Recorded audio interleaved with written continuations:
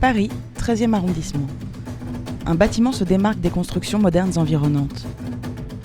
De 1920 à la fin des années 60, les frigos de Paris ont servi de base de stockage pour les halles.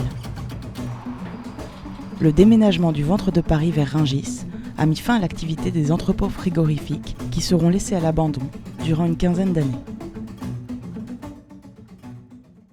C'est ici que les trains arrivaient du Havre avec de la viande importée d'Argentine pour la première fois. Donc Argentine, Le Havre, Austerlitz, et les trains entraient dans ce bâtiment pour mettre des dizaines de tonnes de viande, et ça pendant 60 ans, 65 ans. La SNCF acquiert cet édifice pour 1 franc symbolique. Problème, que va devenir cet encombrant bâtiment ? En 1980, elle décide de mettre en location ses chambres froides. J'ai eu connaissance de l'existence de ces ateliers.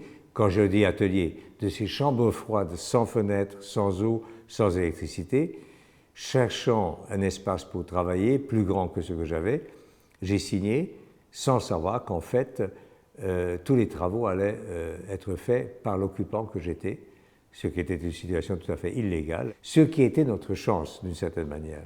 Parce qu'autrement, si nous avions exigé, et moi le premier en arrivant, que ces aménagements soient faits, la SNCF aurait renoncé, le bâtiment aurait été démoli. Et Paris aurait perdu un grand nombre d'ateliers potentiellement. Nombreux artistes peintres, musiciens, architectes, rédacteurs ou encore décorateurs ont relevé ce défi. C'était notre première opportunité d'avoir un atelier. Parmi mes camarades, certains sont venus voir les locaux et en fait on a choisi le plus grand qui faisait 300 mètres, on était 6, donc on a commencé à œuvrer, déjà à percer des fenêtres et puis à l'aménager à nos frais. On peut voir comment les fenêtres sont mal finies, mais bon, avec nos masses, on a réussi quand même à ouvrir des murs qui font 80 cm d'épaisseur et à poser des fenêtres standards et puis à installer l'eau, l'électricité. En activité nuit et jour, les frigos de Paris sont ainsi devenus une ruche de professions éclectiques. Mais comment imaginer une cohabitation entre toutes ces activités parfois antagonistes ?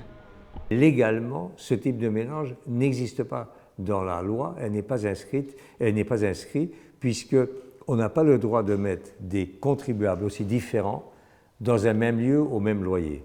Comment imaginer un big band de musiciens travaillant à côté d'un architecte silencieux? Comment imaginer à côté une rédaction de magazine et un sculpteur qui coupe son acier à n'importe quelle heure du jour ou de la nuit?